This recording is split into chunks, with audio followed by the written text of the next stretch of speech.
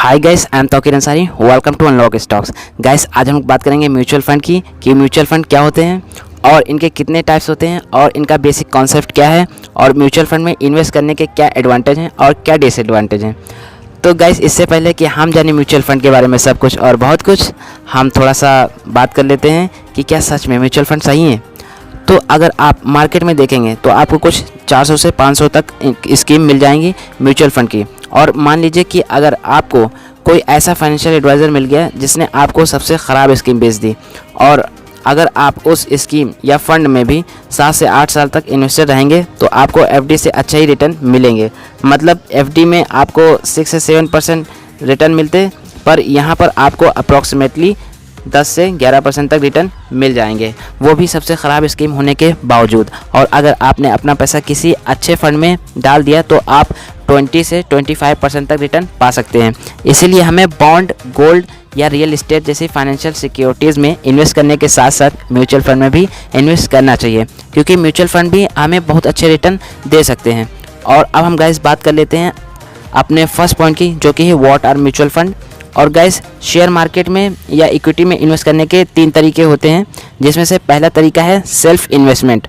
और यहाँ पर हम अपना पोर्टफोलियो खुद मैनेज करते हैं और हम खुद शेयर खरीदते हैं और बेचते हैं, और यहाँ पर हमें कोई फ़ीस नहीं देनी होती है। ये एक एडवांटेज है, लेकिन यहाँ पर हमें नॉलेज होना बहुत ज़रूरी है शेयर मार्केट का, ताकि हम चीज़ें समझ सकें और प्रॉफिट कमा सकें। और अगर आप बिगिनर हैं और आपने मेरा शेयर मार्केट वाला वीडियो अभी तक नहीं देखा है तो आपको ऊपर कार्ड पे और डिस्क्रिप्शन में इस वीडियो के लिंक मिल जाएगा, आप जाकर देख सकते हैं। और अब हम बात कर लेते हैं शेयर मार्केट में इन्वेस्ट करने के दूसरे तरीके के बारे में, जो कि है थ्रू एडवाइज़र। मतलब यहाँ पर हम एक एडवाइज़र के थ्रू शेयर खरीदते हैं और बेचते हैं, लेकिन ट्रांजैक्शन हमें ही करना पड़ता है, क्योंकि एडवाइज़र हमें केवल बता सकता है कि कौन सा शेयर खरीदना है और कौन सा बेचना है, और इसकी वो फीस भी लेता है, लेकिन एक्चुअल में हमें ही शेयर खरीदना पड़ता है और हमें ही बेचना पड़ता है। और गाइस, तीसरा तरीका है म्यूचुअल फंड।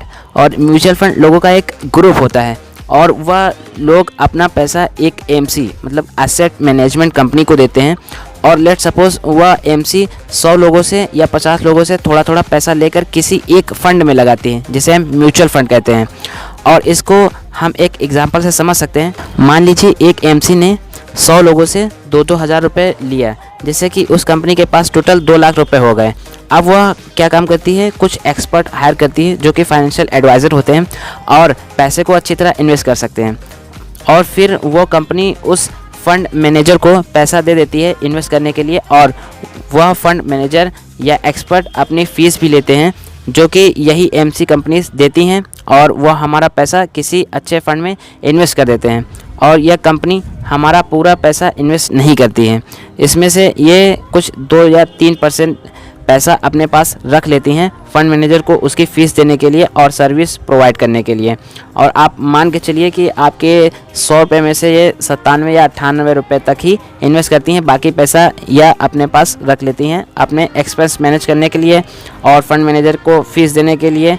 इसीलिए फ़ंड मैनेजर की फ़ीस जितनी कम हो उतना अच्छा है। लेकिन यहाँ पर एक बहुत इम्पॉर्टेंट फैक्टर है जो मैं आपको बताना चाहूँगा। इसमें से कुछ कंपनी ऐसी भी होती हैं जिनका ध्यान आपका पैसा अच्छे से इन्वेस्ट करने में कम होता है और अपना प्रॉफिट बनाने में ज़्यादा होता है। तो इसीलिए किसी भी म्यूचुअल फंड में इन्वेस्ट करने से पहले आपको उस म्यूचुअल फंड का ट्रैक रिकॉर्ड और उसके मैनेजर का ट्रैक रिकॉर्ड देख लेना चाहिए एक बार, ताकि हमारा पैसा अच्छे से इन्वेस्ट हो सके। और गैस, म्यूचुअल फंड में इन्वेस्ट करने का हमें यह भी एडवांटेज मिलता है कि हमारा पैसा डाइवर्सिफाई हो जाता है। मतलब हो सकता है कि हमारा 2000 रुपये 100 कंपनीज़ में लगा हो, जिससे कि रिस्क भी कम हो जाता है। और अगर हम खुद 2000 इन्वेस्ट करते तो शायद इतनी अलग अलग कंपनीज़ के शेयर ना खरीद पाते। और अब गाइस, हमने समझ लिया कि म्यूचुअल फंड क्या होता है, और अब हम बात कर लेते हैं इनके टाइप्स के बारे में कि कितने टाइप्स के म्यूचुअल फंड होते हैं। तो सबसे पहले हम बात कर लेते हैं इक्विटी म्यूचुअल फंड की, कि इक्विटी म्यूचुअल फंड क्या होते हैं। तो गाइस, अगर हम अपना पैसा किसी ऐसे फंड में देते हैं जो कि इक्विटी या शेयर्स में इन्वेस्ट करते हैं, तो इस तरह के जो फंड होते हैं वो इक्विटी फंड कहलाते हैं। और गाइस, इन फंड में रिस्क ज़्यादा होते हैं, तो रिटर्न आने की भी पॉसिबिलिटी ज़्यादा होती है, क्योंकि शेयर मार्केट वोलेटाइल होता है और यहाँ पर आपको काफ़ी अच्छे रिटर्न मिल सकते हैं।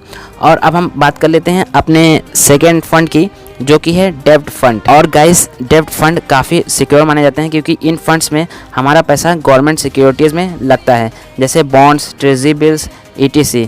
तो यहाँ पर रिस्क काफ़ी कम होता है, लेकिन रिस्क कम होने के साथ साथ रिटर्न भी कम हो जाते हैं क्योंकि यहाँ पर हमारा पैसा फिक्स्ड इनकम असेट पर लगता है, जो कि काफ़ी सिक्योर माना जाता है। और गाइस इस फंड की सबसे अच्छी बात यह है कि यह टैक्स सेविंग फंड होते हैं, जो कि हमारे टैक्स को काफ़ी हद तक सेफ रखते हैं। और अब हम आते हैं अपने थर्ड पॉइंट पर, जो कि है हाइब्रिड फंड।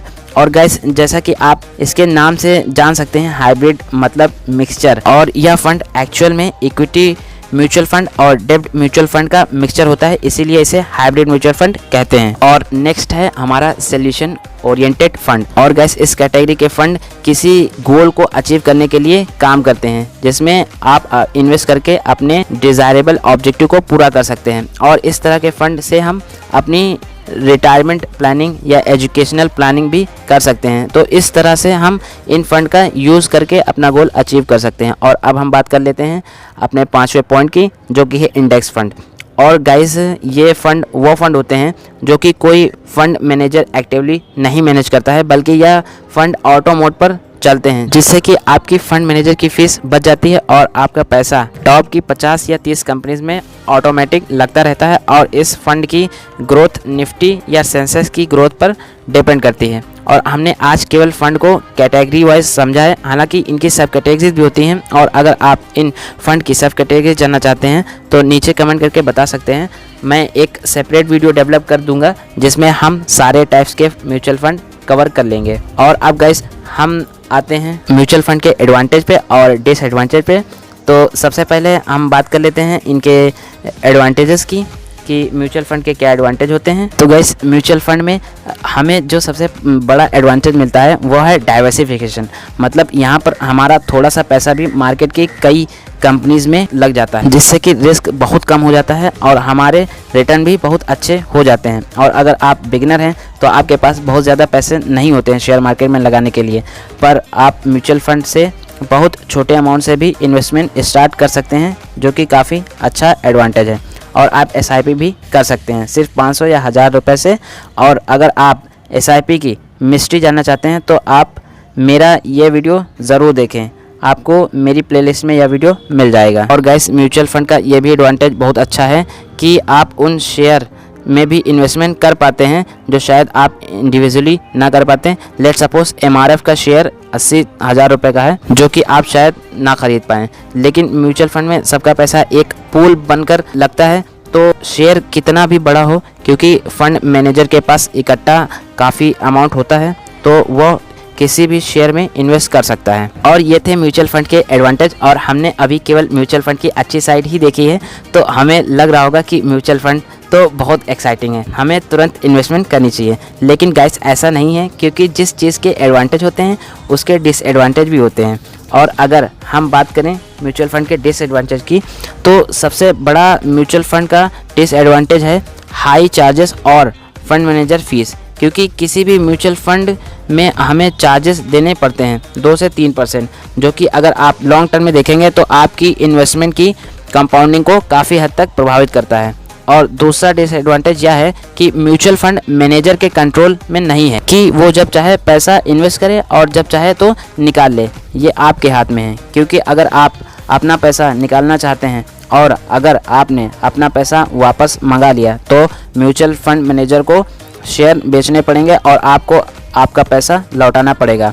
और ज़्यादातर गाइस यह तब होता है जब मार्केट क्रैश हुआ पड़ा होता है। ऐसे में नॉर्मल पर्सन डरता है कि कहीं पैसा डूब ना जाए और वह रिडीम कर देता है, जबकि फंड मैनेजर शेयर बेचना नहीं चाहता है, क्योंकि उसको पता होता है कि अभी मार्केट गिरा हुआ है और सारे ही शेयर सस्ते हैं। लेकिन वो फंड मैनेजर चाह के भी शेयर नहीं खरीद पाता है, उल्टा उसको बेचना पड़ता है नॉर्मल पर्सन की डर से। और इसमें कहीं ना कहीं फंड का और हमारा नुकसान हो जाता है। तो गाइस आज के लिए इतना ही, हम मिलेंगे नेक्स्ट वीडियो में फिर से।